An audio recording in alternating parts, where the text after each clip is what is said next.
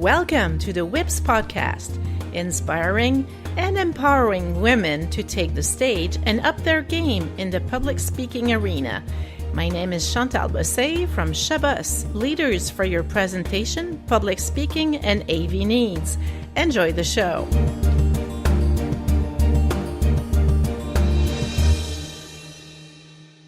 Hello, everyone. My guest today is Laura Gmeinder, and she's from Madison, Wisconsin. Welcome, Laura. Thank you for having me. I'm excited to talk to you today. Same for me. Really happy to have you. And let's just start right off letting our listeners know what you do. What's your business? I am super passionate about empowering women in the workplace. My sweet spot is leadership development and business strategy. So I work with a lot of emerging leaders and entrepreneurs. Oh, that is nice. And I love that word empower because that's all what we're aiming to do with this podcast. So we're exactly at the same place. And tell me, Laura, how was your first experience as a public speaker?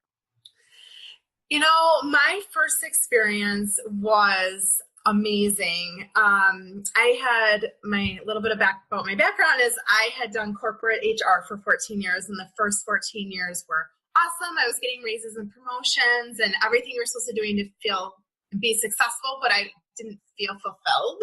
I wasn't feeling successful, so I knew something was really off, but it took me those 7 years to kind of figure it out.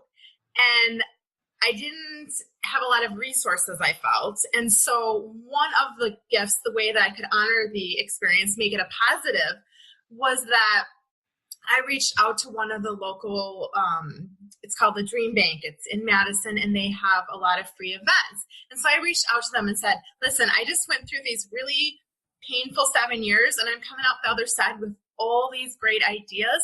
And I would absolutely love to share them with your community if you think that would be helpful.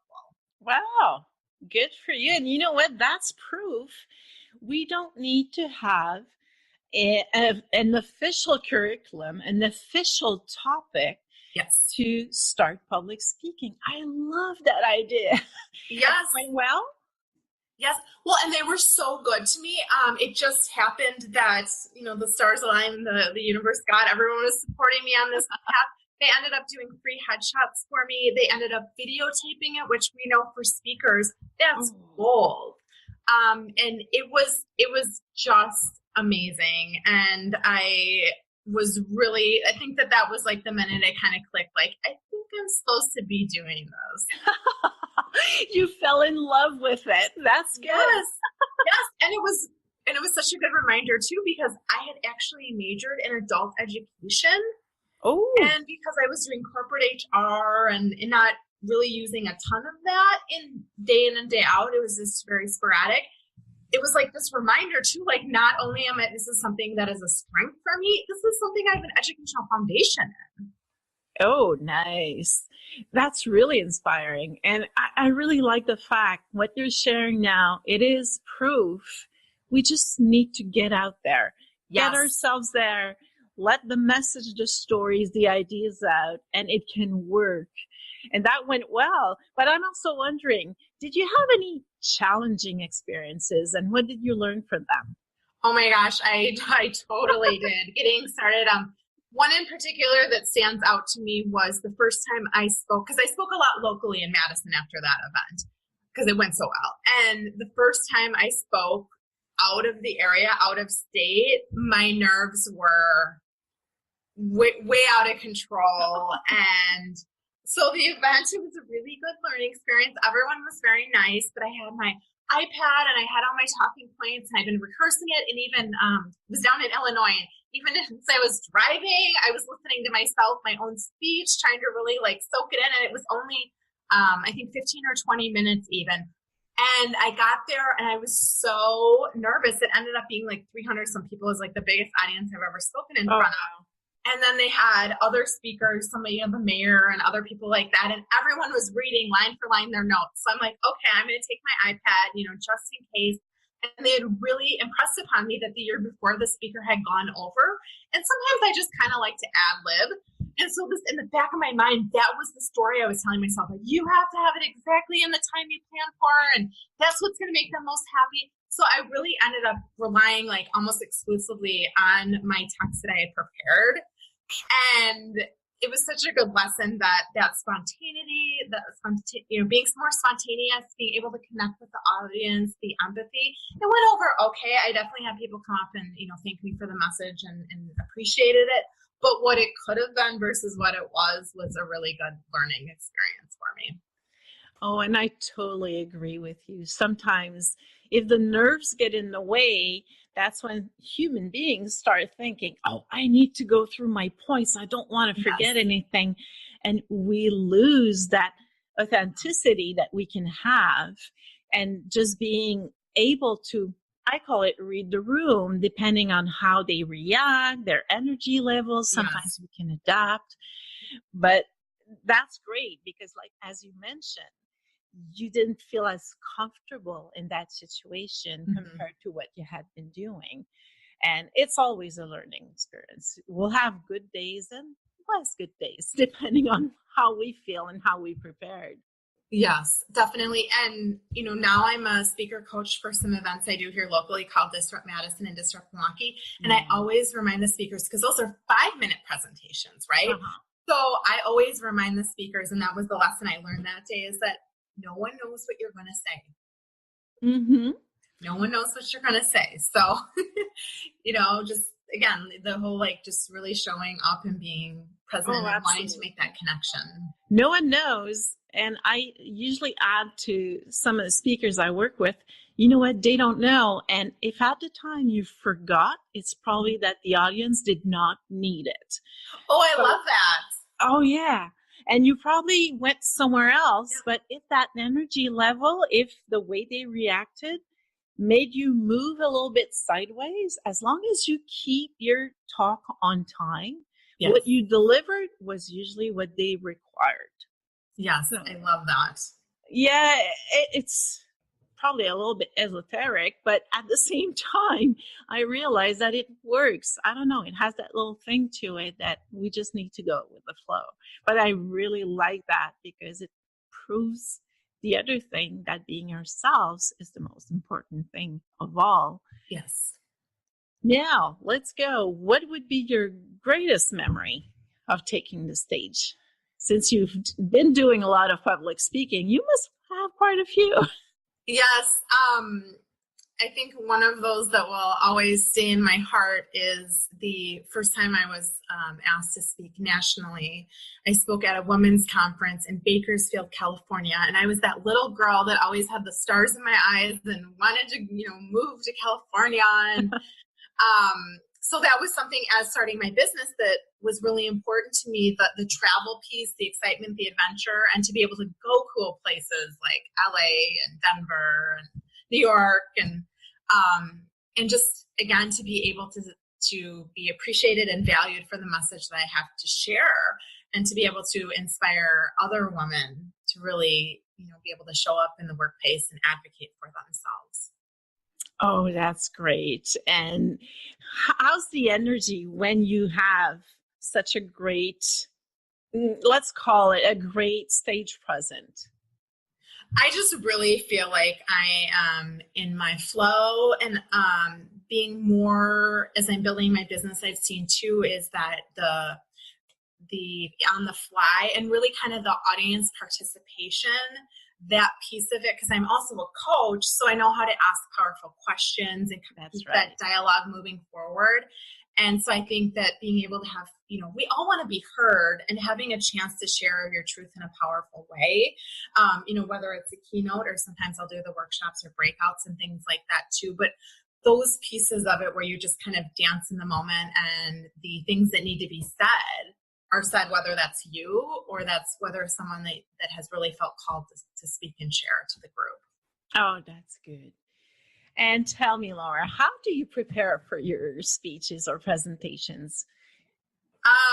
That is a great question, and something I'm always fine-tuning my process. I'm finalizing one of my speeches right now, and it's actually based off of a blog post I wrote that was very well received. So that really helps kind of set the foundation. However, then I really look at the content to do a deep dive. I also ask my network on this topic, what are some things that you are wanting to hear? I'm speaking about establishing yourself as a thought leader. And for me, we can be a thought leader if we're one step ahead of someone. And in 2018, a lot of it really looks like being more present and interacting on social media, sharing ideas, sharing opinions, sharing things that resonate with us. And so talking about that, and one of the people that I did ask brought up, well, what does it look like if you need to fly under the radar? Like maybe you're doing this to change jobs and you don't want your employer to know, which is a perspective I had not had. So I'm definitely adding in something for people that want to be a bit more discreet, that maybe don't know the features of, say, a LinkedIn or things like that. But kind of pulling some of those pieces together and then looking at what is already out there. And then also too, this particular presentation is one that I am grateful that I get to test drive at the Dream Bank, my Nice. original, where I got my original start. And then I'm doing that at a leadership conference next month. So, that piece of it is really the popping visuals, the stories, the statistics. And then also, because I have this great opportunity to do it twice in a quarter, to say, okay, I want to make this even better for the next time I do it, and really putting in the time and energy as well versus saying like, oh, it went over pretty good.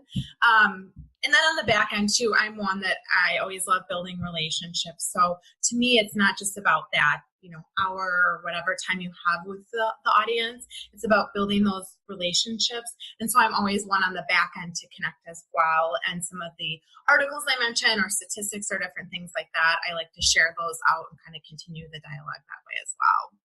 Oh, that's all great ideas, because I think we can sum it up that you make sure the audience gets value. So all Yes. that research you're doing, I really love it, because it proves the more you know what people want to learn about, what messages they need, Mm-hmm. the more you can be laser focused and have something that will be powerful.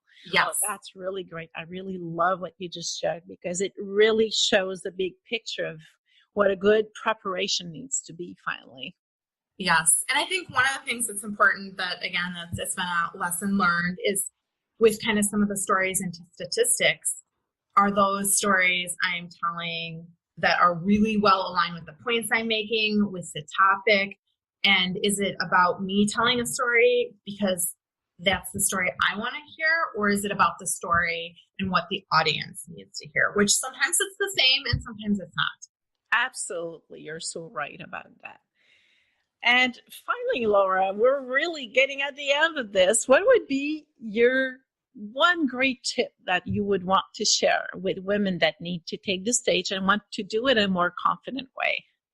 I would say go for it. The speaking profession in general is really male dominated. So I love encouraging other women to take the stage and to share their passions and, do what you need to do, whether you're tapping into your network to ask if you can do a presentation, whether you're collaborating, like some of my opportunities at the beginning were some collaborations with Minimize Nerves, and then just doing whatever you need to do to share the opportunity to get those speaking gigs and then to take really good care of yourself. One of the tips, because I still get a little bit of nervous energy, so I do a lot of tapping before I go on to really center myself and remind myself it's not about me, it's about them, and this is what I'm being called to do. And so that's just kind of the fears around, being successful and being out there in the world and potentially being judged, but knowing that at the end of the day, the people that need to hear your message, like, they're going to hear your message and it's going to change their lives. Oh, absolutely. And I can relate to that, still getting those little butterflies. We just want to make sure we give value. So it doesn't have to be taken as fear per se. Yes. More, we want to make sure that the performance will be valuable for people. And I think it's probably why we keep on performing. Having those little butterflies keeps us on our toes to make sure that at least we're well prepared to do it. Yes. Yes, and I always think of, too, I had gone a really long time ago with a girlfriend to a breakfast, women's breakfast, and there was going to be this woman speaker that I really idolized. Like, she was just, what she was doing in the space was just really amazing. And it was one of those where, like, she showed up, like, maybe a half an hour, 45 minutes late, and then she got there, and she was, like, telling us all her problems are in life because she's so hot, and, like, all this stuff where you're just, like, cringing. And I'm like, you know what? No matter how things turn out, I'm on time. I'm sensitive to my audience. Like, I'm giving it my all. And people know that when you bring that energy in there, when you're really sincere and you're excited to be there, people connect with that. Oh, absolutely. Boy, how much value you just delivered. I really enjoyed this conversation because people can get tons of wisdom out of what we just discussed, and I really appreciate having you on the podcast. What I want to also to say to our listeners, when we'll be putting the podcast live, you'll have links so they can connect with you, get to know you better, and please do connect with Laura. As you can hear now, we've been discussing so many great things. You'll get to know more about her when you click on those links and make sure you connect with her. So thank you very much, Laura. I really appreciated our talk this morning.